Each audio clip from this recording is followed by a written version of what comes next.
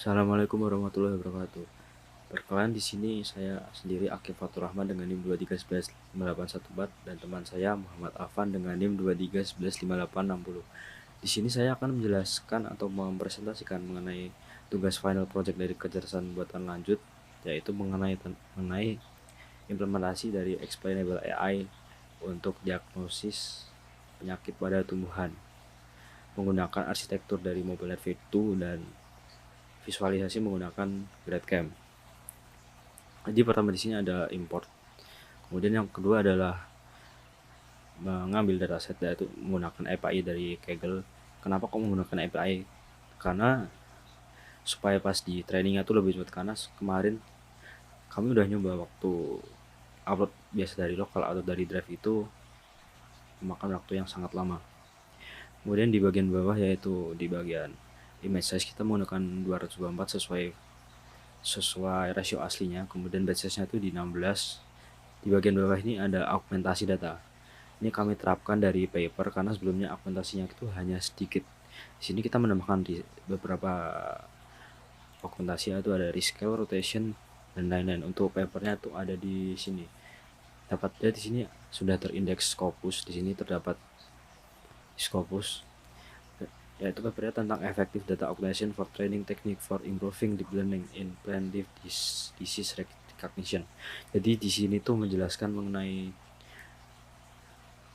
augmentasi itu sangat efektif untuk model, kemudian training teknik itu juga sangat berpengaruh pada si deep learningnya, berpengaruh pada efektivitas ataupun akurasinya.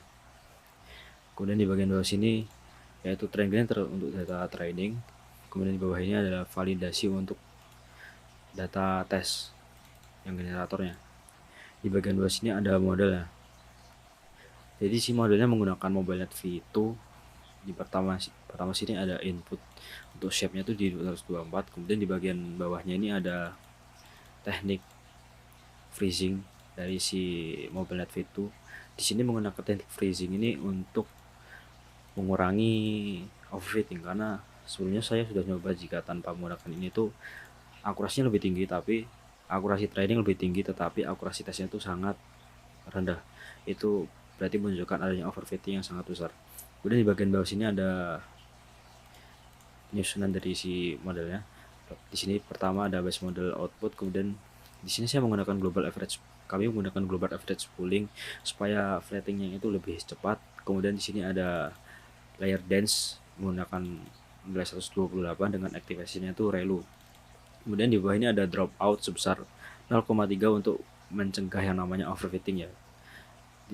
Ini digunakan juga untuk generalisasi. Kemudian di bagian terakhir ini ada layer dense lagi dengan activation yang berbeda yaitu di softmax.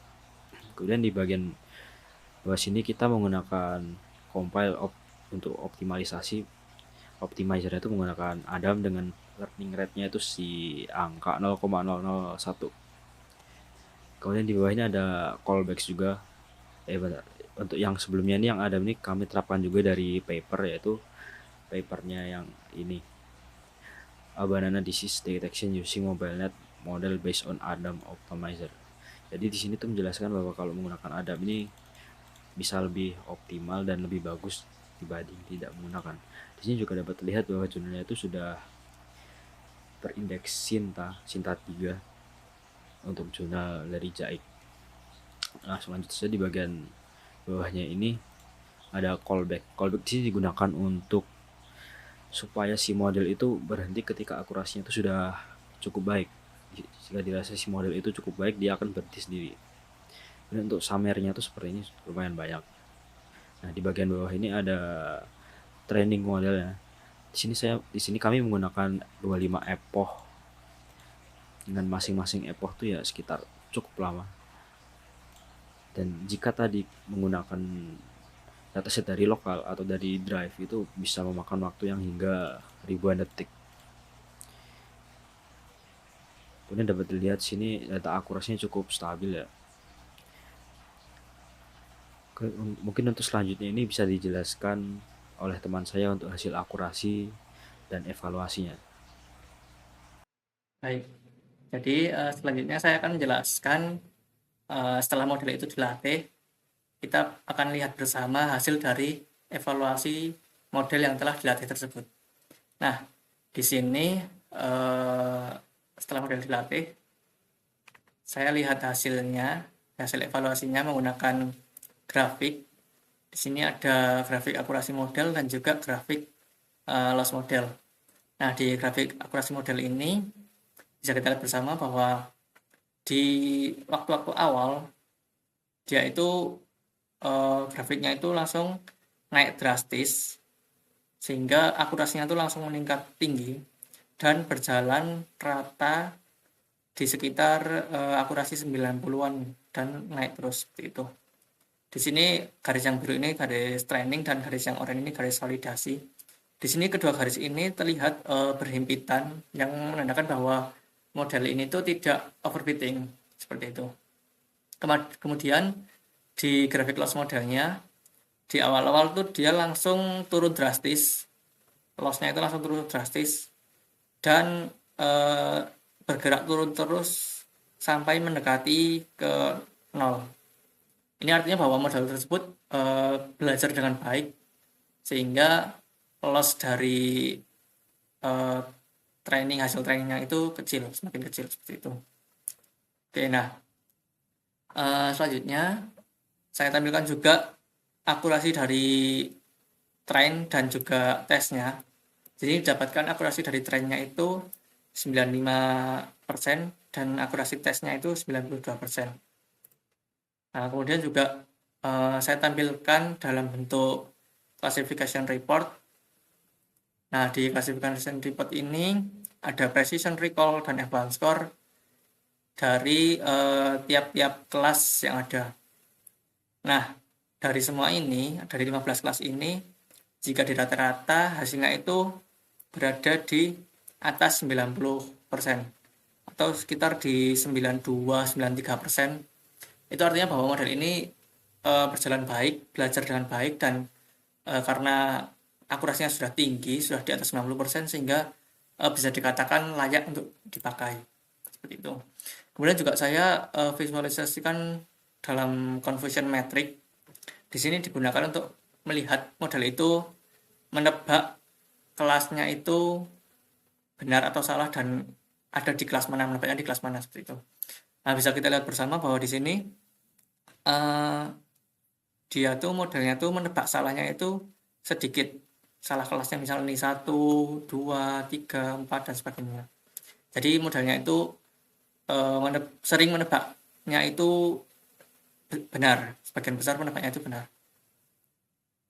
Oke, kemudian nah ini poin utamanya di project kami yaitu kami implementasikan GradeCamp dalam bentuk heat map. Jadi nanti itu GradeCamp itu visualisasinya seperti ini. Contohnya, nah ini ada data gambar yang kami ambil dari sampel tes. Kemudian gambarnya ini aslinya itu potato early blight. Nah, setelah diproses oleh model, ini GradeCamp yang bisa kita lihat. Jadi AI itu model yang kita buat itu fokusnya mendeteksi di bagian yang mana. Nah, dia mendeteksi di bagian sini agak ya tengah agak ke kiri dikit itu di bagian sini. Nah, kalau digabungkan seperti ini, dia mendeteksinya di bagian sini. Tepat sekali pas di gambar penyakitnya, teman-teman. Nah, dia modelnya itu menebak ini tuh termasuk dalam kelas potato dengan penyakit early blight sesuai dengan tes aslinya dengan confidence atau percayaan model itu 100%. Itu artinya bahwa model ini sudah baik, berjalan baik dan mendeteksinya itu pas di bagian penyakitnya, bukan di bagian backgroundnya atau malah di bagian pot bunga atau gambar yang lain. Seperti itu.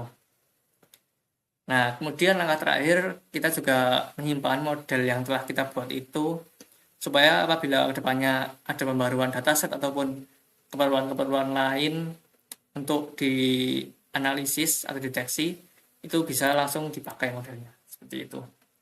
Nah, mungkin cukup sekian pemaparan project dari kami.